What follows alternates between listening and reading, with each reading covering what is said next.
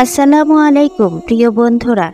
একদা হজরত ওমর রাদিয়াল্লাহু তাআলা আনহু মদিনার মরুর প্রান্তরে দাঁড়িয়ে দুটি চোখের পানি ছেড়ে দিলেন। তার সাথে থাকা সাহাবীরা জিজ্ঞেস করলেন, হে আমিরুল মোমেনিন, আপনি কাঁদছেন কেন? তখন ওমর রাদিয়াল্লাহু তাআলা আনহু বললেন, হে সাহাবীরা, আজকে আল্লাহ রাব্বুল আলামিন আমাকে কতটা সম্মানিত করেছেন। এই মদিনার মরুর প্রান্তরে প্রখর রোদের মধ্যে আমি ছোটবেলায় উট চড়াতাম। গরমে আমার মাথার ঘাম পায়ে দিয়ে বের হতো। একটু ছায়ার জন্য উটের পিছনে গিয়ে বসতাম। তখন উট মল ত্যাগ করে দিত আর সেই মল আমার মাথায় এসে পড়ত। কতবার যে উটের মল মাথায় পড়েছে তার কোনো হিসাব নেই। আমার বাবা শুধু আমাকে দিয়ে নয়, আমার ফুপুদেরকে দিয়েও এই মরুভূমিতে ভেড়া পাল চড়াতো। আজকে মহান রাব্বুল আলামিন আমাকে কতটা সম্মানিত করেছে। আমার মতো একজন নিকৃষ্ট মানুষকে সেখান থেকে উঠিয়ে অর্ধ পৃথিবীর বাদশা বানিয়েছেন। বিরারে আজকে এই মরু প্রান্তে এসে আমার সেই ঘটনা মনে হতেই চোখ দিয়ে আপনা আপনি পানি গড়িয়ে পড়ছে। পরের দিন সকালে ঘটে গেল আরেক ঘটনা। হজরত ওমর রাদিয়াল্লাহু তাআলা আনহুর ছোট ছেলে আব্দুল্লাহ এসে হজরত ওমর রাদিয়াল্লাহু তাআলা আনহুকে বললেন, আব্বাজান, আমি আপনার কাছে একটা নালিশ নিয়ে এসেছি। এই বিচার আপনাকে করতেই হবে। আব্বা গো, আমি শুনেছি আপনার ভয়ে নাকি শয়তান পর্যন্ত রাস্তা ছেড়ে দিত। আমি এটাও শুনেছি আপনি নাকি বাঘের গালে ধরে থাপ্পড় মারতেন। কিন্তু আপনার ছেলেকে কেউ অপমান করবে এটা আপনি কখনো বরদাস্ত করবেন না।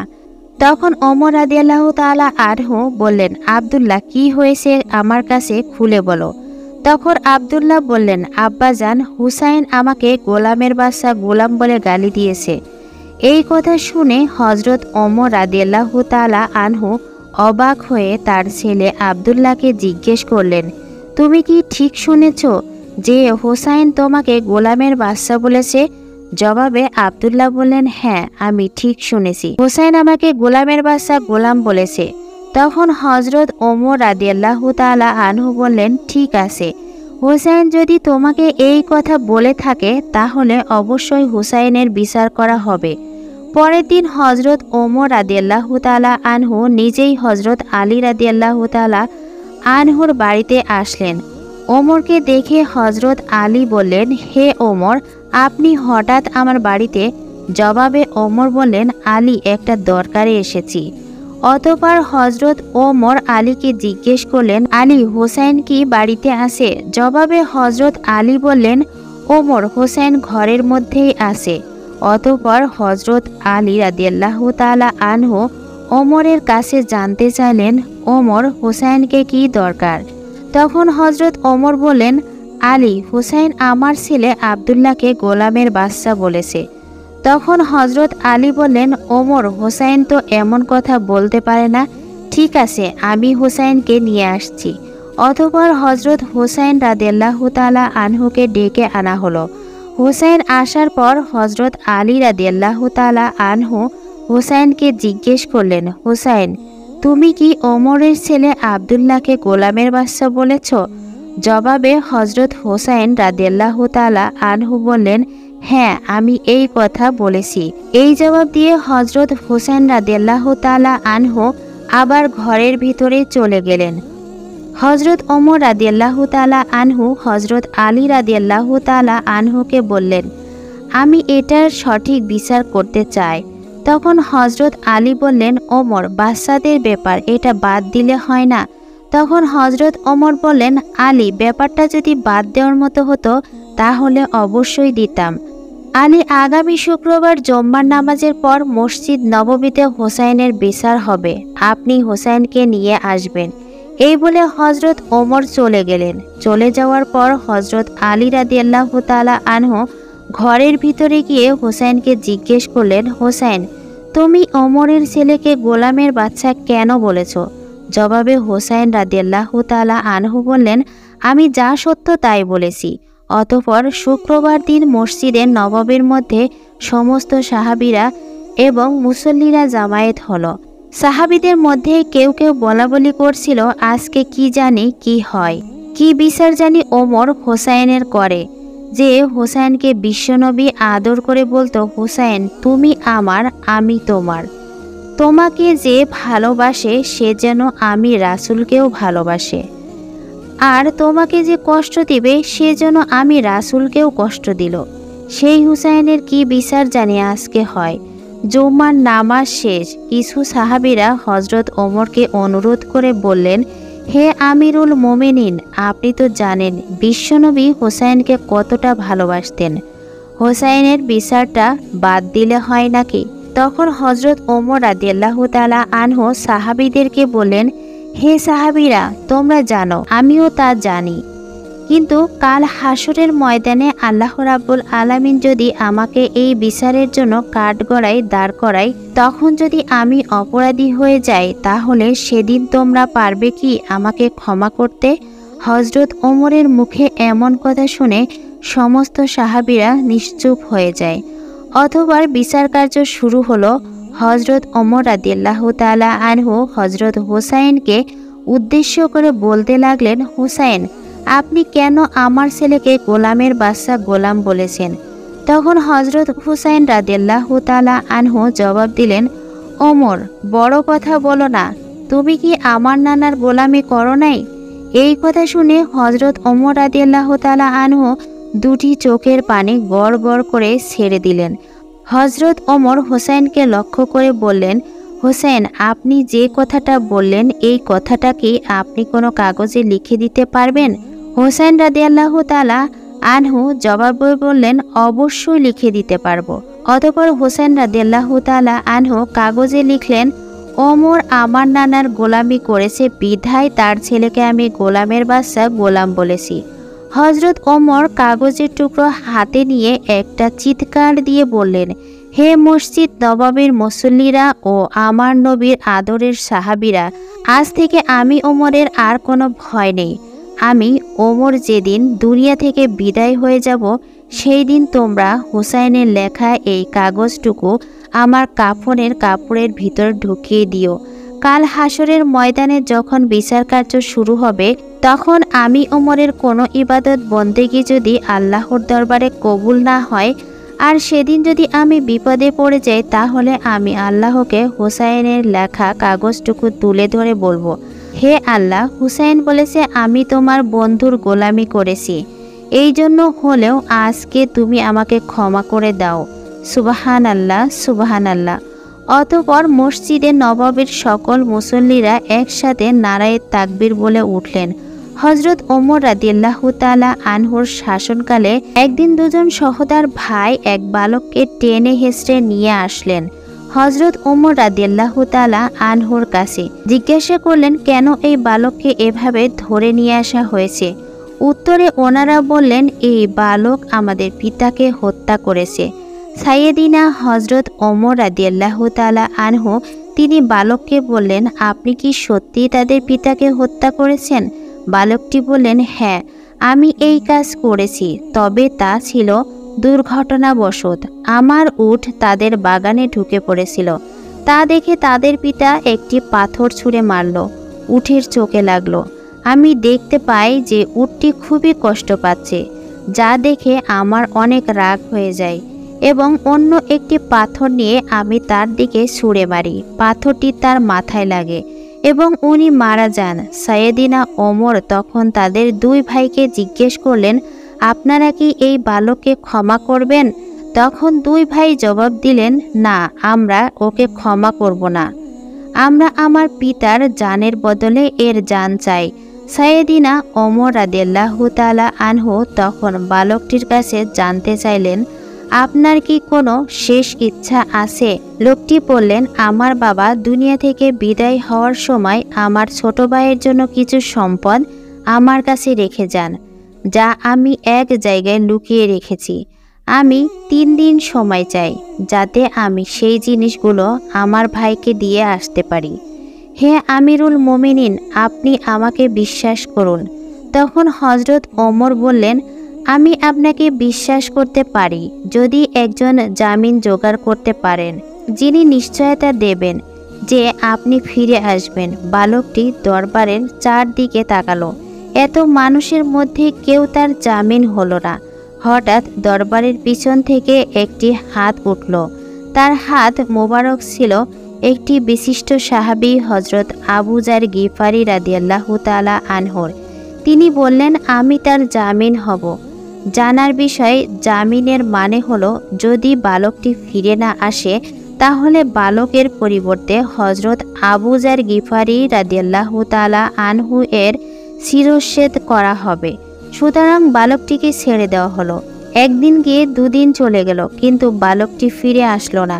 তৃতীয় দিনে দুই ভাই হজরত আবু যার গিফারি রাদিয়াল্লাহু তাআলা আনহুর কাছে গেলেন। তখন আবু যার গিফারি বললেন, আমি মাগরিব পর্যন্ত অপেক্ষা করব।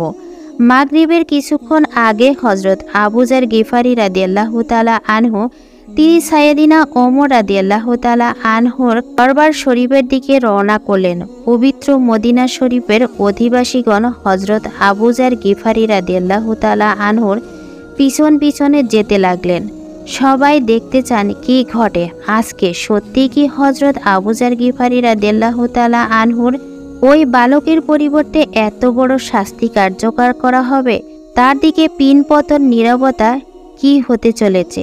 হঠাৎ মাগরিবের আজানের কিছুক্ষণ আগে সেই বালক চিৎকার দিয়ে দৌড়ে এসে সেই স্থানে পৌঁছালো। তাকে দেখে সাইয়েদিনা ওমর বালকটিকে জিজ্ঞেস করলেন, হে বালক, আপনি কেন ফিরে এসেছেন? আমি তো আপনাকে আনার জন্য কোনো লোক পাঠাইনি। কোন জিনিসটা আপনাকে ফিরিয়ে আনলো? বালকটি বললেন, আমি চাই না যে কেউ একজন বলুক মুসলিম কথা দিয়েছিল কিন্তু সে কথা রাখেনি, তাই আমি ফিরে এসেছি। তাই যদি না হতো ওমর ফারুক রাদিয়াল্লাহু তাআলা আনহু, তখন তিনি হজরত আবু যার গিফারি রাদিয়াল্লাহু তাআলা আনহুকে বললেন, আবু যার, আপনি কেন এই বালকের জামিন হলেন? তখন আবু যার গিফারি রাদিয়াল্লাহু তাআলা আনহু বললেন, আমি দেখলাম একজন মুসলমানের সাহায্যের প্রয়োজন। আমি চাই না যে কেউ বলুক একজন মুসলমানের সাহায্যের প্রয়োজন ছিল কিন্তু কোনো মুসলমান তাকে সাহায্য করেনি। এই কথা শুনে দুই ভাই বললেন, আমরাও চাই না যে কেউ বলুক একজন মুসলমান ক্ষমা চেয়েছিল কিন্তু অন্য মুসলমান তাকে ক্ষমা করেনি। অতঃপর দুই ভাই বালকটিকে ক্ষমা করে দিল। অতঃপর বালকটি মুক্তি পেয়ে গেল। সুবহানাল্লাহ, সুবহানাল্লাহ। একদা হজরত ওমর রাদিয়াল্লাহু তাআলা আনহু মক্কা থেকে পবিত্র হজ পালন শেষে মদিনায় আসলেন। মদিনায় আসার পর তিনি জানতে পারলেন গোলাম ফিরোজ আবু লুলু নামক একজন বিখ্যাত কামার রয়েছেন। তিনি অত্যন্ত শৈল্পিকভাবে কাঠের কাজ এবং লৌহ জাতীয় জিনিস বানিয়ে থাকেন। অতঃপর একদিন হজরত ওমর রাদিয়াল্লাহু তাআলা আনহু আবু লুলুর দোকানে আসেন। এখানে বলে রাখা ভালো, ইতিহাসবিদরা মনে করেন আবু লুলু একজন অগ্নি উপাসক ছিলেন এবং তিনি ভিতরে ভিতরে বিধর্মীদের এজেন্ট ছিলেন। হজরত ওমর রাদিয়াল্লাহু তাআলা আনহু গোলাম ফিরোজ আবু লুলুকে বললেন, আবু লুলু, শুনেছি তুমি অনেক ভালো লৌহ জাতীয় জিনিসের কাজ করে থাকো, আমাকে একটা চাকতি বানিয়ে দিতে পারবে? তখন আবু লুলু জবাব দিলেন, হে আমিরুল মোমিনিন, আপনাকে আমি এমন একটি জিনিস উপহার দেব যা সারা পৃথিবীর মুসলমানগণ আজীবন মনে রাখবে। অত্যন্ত বুদ্ধিমান এবং চতুর ব্যক্তিত্ব। হজরত ওমর রাদিয়াল্লাহু তাআলা আনহু, আপনার কথার মধ্যে কেমন জানি একটা রহস্যের গন্ধ পেলাম। ওমর রাদিয়াল্লাহু তাআলা আনহু সেখান থেকে চলে আসলেন। ওমর রাদিয়াল্লাহু তাআলা আনহু চলে যাওয়ার পর আবু লুলু মনে মনে পরিকল্পনা করলেন কিভাবে কোন দিন হজরত ওমর রাদিয়াল্লাহু তাআলা আনহুকে দুনিয়া থেকে বিদায় করে দেওয়া যায়। অতঃপর হিজরির ২৭ তারিখ ফজরের নামাজের সময় হজরত ওমর রাদিয়াল্লাহু তাআলা আনহু সাহাবীদেরকে নিয়ে মসজিদে নামাজ পড়তে গেলেন। এদিকে গোলাম ফিরোজ আবু লুলু হজরত ওমর রাদিয়াল্লাহু তাআলা আনহুকে বিদায় করে দেওয়ার জন্য ফজরের নামাজের সময় মসজিদের মিম্বরের পিছনে তিনি লুকিয়ে রইলেন। অতঃপর হজরত ওমর রাদিয়াল্লাহু তাআলা আনহু যখন সিজদায় গেলেন তখন আবু লুলু সুযোগ বুঝে তার হাতে থাকা খঞ্জর নিয়ে হজরত ওমর রাদিয়াল্লাহু তাআলা আনহু এর উপর হায়নার মতো ঝাঁপিয়ে পড়লেন। আবু লুলু হজরত ওমরের সারা শরীরে ৬ থেকে ৭টা খঞ্জর দিয়ে আঘাত করলেন। আঘাতের পরিমাণ এতটাই মারাত্মক ছিল যে হজরত ওমর রাদিয়াল্লাহু তাআলা আনহু সাথে সাথে জমিনে লুটিয়ে পড়লেন। কোনো আওয়াজ শব্দ আসছে না দেখে পিছন থেকে একজন সাহাবী গিয়ে দ্রুত নামাজ শেষ করলেন। তারপরে সমস্ত মুসল্লিরা মিলে আবু লুলুকে ধাওয়া করলেন। আবু লুলু নিজেকে রক্ষা করার জন্য তার হাতে থাকা খঞ্জর এমনভাবে চালাতে থাকেন যেখানে ১৩ জন মুসল্লি আহত হন এবং ৯ জন মুসল্লি সাথে সাথে মৃত্যুবরণ করেন। হজরত ওমর রাদিয়াল্লাহু তাআলা আনহুর ছেলে আবদুল্লাহ যখন আবু লুলুর উপর ঝাঁপিয়ে পড়লেন এবং তিনি বুঝতে পারলেন তার আর রক্ষা নেই, তখন তিনি তার হাতে থাকা খঞ্জর দিয়ে নিজের গলায় নিজেই চালিয়ে মৃত্যুবরণ করেন। অতঃপর হজরত ওমর রাদিয়াল্লাহু তাআলা আনহুকে সমস্ত মুসল্লিরা মিলে বাড়িতে নিয়ে আসেন। তখন হজরত ওমর রাদিয়াল্লাহু তাআলা আনহুর জ্ঞান কিছুটা ছিল। তিনি একজন সাহাবীকে জিজ্ঞেস করলেন, আমাকে কে হত্যা করেছে? তখন তিনি বললেন, আপনাকে গোলাম ফিরোজ আবু লুলু ওই কামার ব্যক্তি আঘাত করেছে। ওমর রাদিয়াল্লাহু তাআলা আনহু তখন আফসোস করে বললেন, আল্লাহ তার ধ্বংস করুক, এবং তিনি সাথে সাথে আল্লাহর দরবারে শুকরিয়া আদায় করলেন যে কোনো মুসলমান তাকে আঘাত করেনি। এভাবে কিছু সময় কেটে গেল।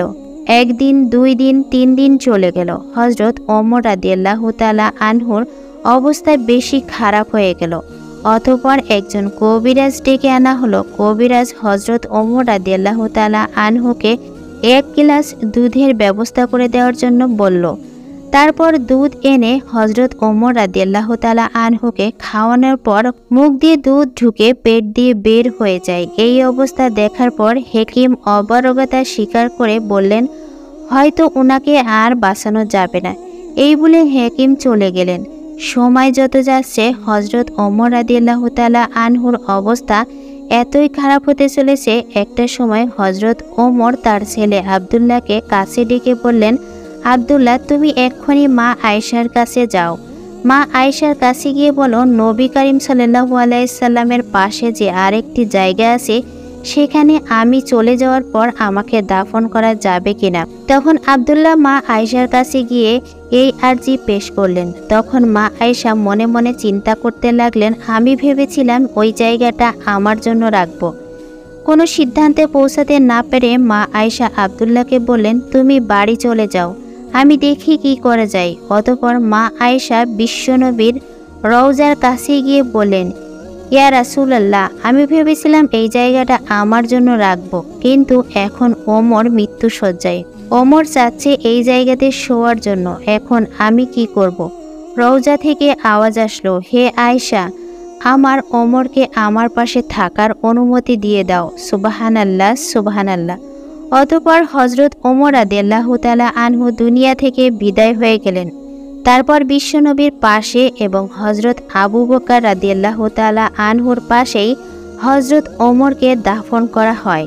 প্রিয় বন্ধুরা, এই ছিল ওমরের দুনিয়া থেকে বিদায় হয়ে যাওয়ার বিস্ময়কর ঘটনা। বন্ধুরা, আমাদের ভিডিওটি যদি আপনাদের কাছে ভালো লেগে থাকে তাহলে এক্ষুনি চ্যানেলটি সাবস্ক্রাইব করে পাশে থাকা বেল আইকনটি প্রেস করে দিন। আল্লাহ হাফেজ।